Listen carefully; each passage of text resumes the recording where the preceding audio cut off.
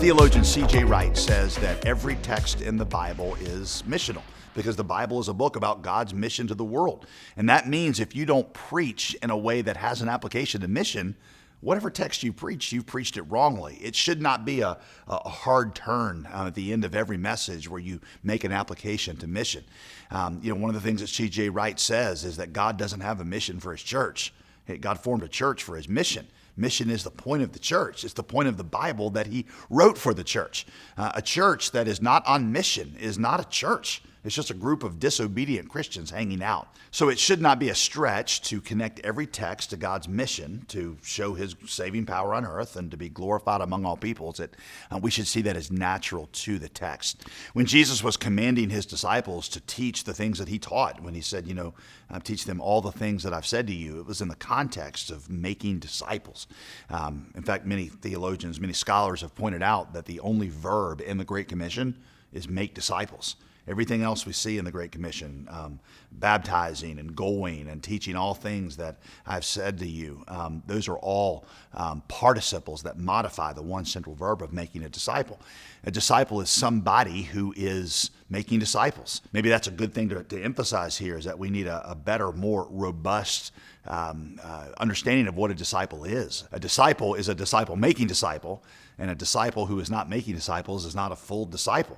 I remember a book I read years ago that had a profound impact on my ministry and my preaching. It was Dawson Trotman's Born to Reproduce.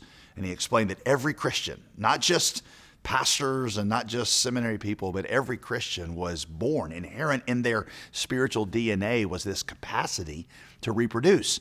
And we've actually put this into our mission statement, so to speak, as a church, is that our mission is to facilitate a movement of disciple-making disciples, both here in the triangle where I pastor and then around the world. All Christians are called to multiply.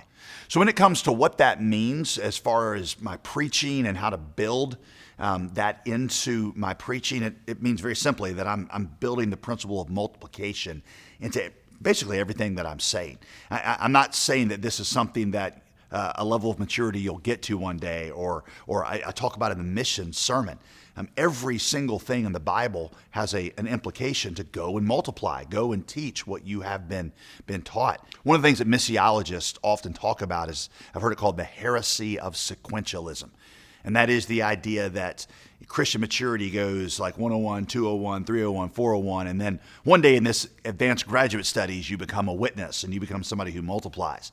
And it's like, just look, you are multiplying long before you're spiritually mature. Jesus said to the man, Mark 5:19, go home immediately. I'm sure this guy still had a lot of questions, but go home and tell your friends how great things the Lord has done for you.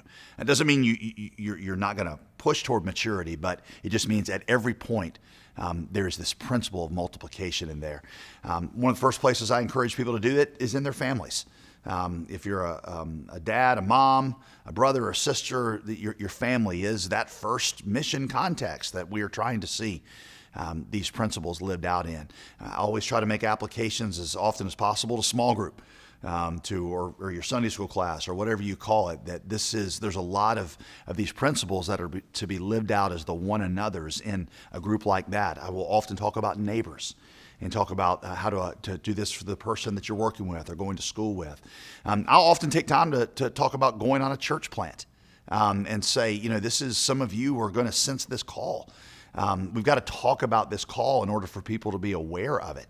I've read recently that the one thing that predicts the future of any movement, of any denomination, the single greatest factor that determines their future is how many young men and women they're raising up for ministry.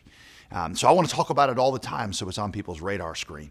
I take time as often as I can to make cross-cultural applications because this is often, no pun intended, foreign to people. Most of us just don't think in cross-cultural terms. That takes a decision to go cross-cultural, whether we're talking about going around the world or whether we're talking about just going to a part of town that we typically wouldn't live and have relationships in there, making cross-cultural applications. That one's the easiest to forget, but the whole Bible is organized around this theme, that the gospel is not just for the Jews or one people group, but in the heart of a Christian is this desire to see God glorified in other cultures among all people. I know not every Christian is called in the same way to go cross-culturally. We're not all called to overseas missions. We're not all called even to move into parts of town that maybe aren't as familiar to us. But there is something inherent in the Christian's desire, in every Christian's desire. There's something inherent to see Jesus glorified globally among people that are from a different culture, background, and ethnicity. A true gospel passion is a global passion. In fact, in Acts 16, when Paul takes the gospel into Philippi, the first three people that he wins to Christ in the city of Philippi are a Gentile, a woman, then a slave girl, and then a Philippian jailer. Interestingly, one of the things that Jewish men prayed every morning, tradition tells us, is they thank God that they weren't a woman, a slave, or a Gentile. Here you've got the first three converts in this new church in Philippi was a woman, a slave, a Gentile, and the Apostle Paul. Of course, that was what that first church looked like. It's just inherent in the gospel that there are people from different cultures and ethnicities coming together, and we have to expose that in how we're preaching. One of the things that I do personally to help keep this in front of me, this cross-cultural emphasis of the gospel, is I pray through a little thing called the Joshua Project Unreached People Group app. Every morning, I did it this morning, pray for an unreached people group around the world, just because I want my heart to stay connected to those places that the gospel needs to spread around the world. Let me just close this session by saying that sending is less of a series that you do once every year or two. It's even less of an application that you make in sermons. It's more of a culture that grows up in your church because of your saturation in the gospel. Peter Drucker, the famous leadership guru, always said, culture eats strategy for breakfast. And it means that when the culture of your organization, of our churches, is something, then the applications become very natural. We want sending to not be an application and a message. We want it to be part of the air that we breathe. And so, yes, it comes out of the text. I show that it's the motif in the Bible. It's inherent in the gospel.